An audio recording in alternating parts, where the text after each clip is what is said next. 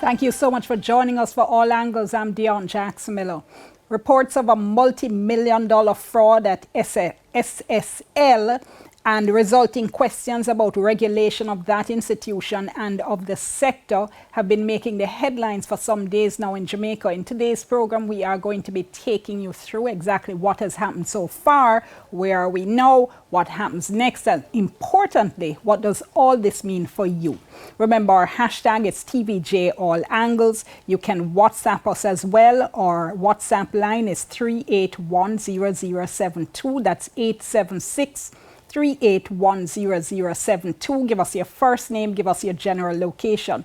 Joining me in studio, we have financial and economic analyst Ralston Hyman, who is going to be going through the issues with us. Really appreciate you coming in, Thank Ralston. you so much, Dion. Night to your listeners. Yes. So a whole heap has been happening. A whole lot of stuff. So let's see if we can break it down for people. And one of the things Jovan Johnson of the Gleaner reported on a 2017 report that had been done by the Financial Services Commission on SSL, which had raised a whole heap of red flags. Certainly, now, 7 to be precise. Just before we go into them, just to say that the FSC has said they're apparently not commenting on it because they're saying it wasn't an official statement from the institution. Correct. And they are limited in what they can say to the public. But certainly reading through it, as I said, a whole heap of issues of concern.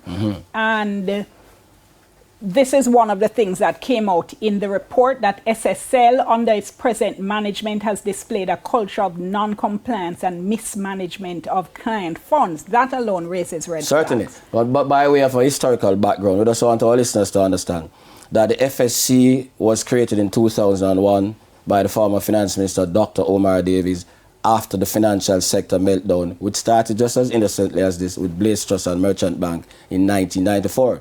The FSC supervises the non-deposit taking institutions such as the insurance companies. The life insurance companies had assets of $396.3 billion as at the end of June 2022. The general insurance companies are $120 billion, and the security industries like SSL, $1.6 trillion. As at the end of March 2022. So this is a very important institution, 2.1 trillion.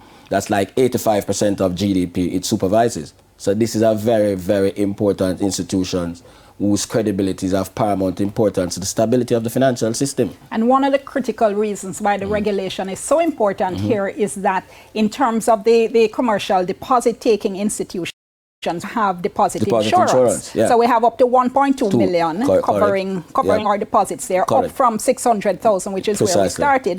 But in these institutions that we're talking about, deposit insurance does not exist. So it means that the investor has to be take more scrutiny in terms of the due diligence of these institutions because the risk is greater.